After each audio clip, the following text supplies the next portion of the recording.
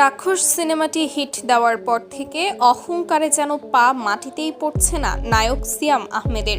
গতকাল সিয়াম শাকিব খানকে নিয়ে এমন একটি মন্তব্য করেছে যেটা সোশ্যাল মিডিয়ায় চরম আলোচনা সমালোচনার জন্ম দিয়েছে। সিয়াম একটি অনুষ্ঠানে শাকিব খানকে উদ্দেশ্য করে বলেন, শাকিব ভাই প্লিজ, তুমি এবার অবসরে চলে যাও, বাংলার সিনেমায় তোমার দিন শেষ, এখন চলবে সিয়ামের রাজত্ব।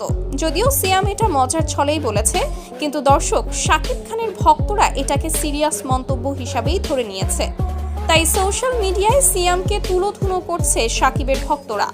একদল তো বলেই দিয়েছে সিয়ামের কোনো সিনেমা আগামীতে তারা কোনো সিনেমা হলে চলতে দেবে না। আর দর্শক, শাকিব খানের ভক্তদের পাওয়ার তো সিয়াম আহমেদও জানে, তাই শাকিব খানের ভক্তদের কাছে মাফ চেয়েছে সিয়াম।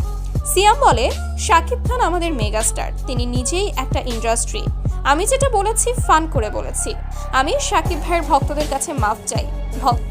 তো বন্ধুরা, এবার ঈদে শাকিব খানের প্রিন্স নামের একটি সিনেমা মুক্তি পেয়েছিল, আর সিয়ামের রাক্ষস, দুটি ছবি জমজমাট ব্যবসা করেছে। তবে শাকিব খানের প্রিন্স সিনেমাটি কিছুটা দুর্বল ছিল সিয়াম আহমেদের সিনেমার তুলনায় কিংবা অন্য সিনেমার তুলনায়। অন্যদিকে রাক্ষস সিনেমায় সিয়াম আহমেদ রীতিমতো তাণ্ডব দেখিয়েছে। সিয়ামের এমন ভয়ঙ্কর লুক এক কথায় লাজবাব।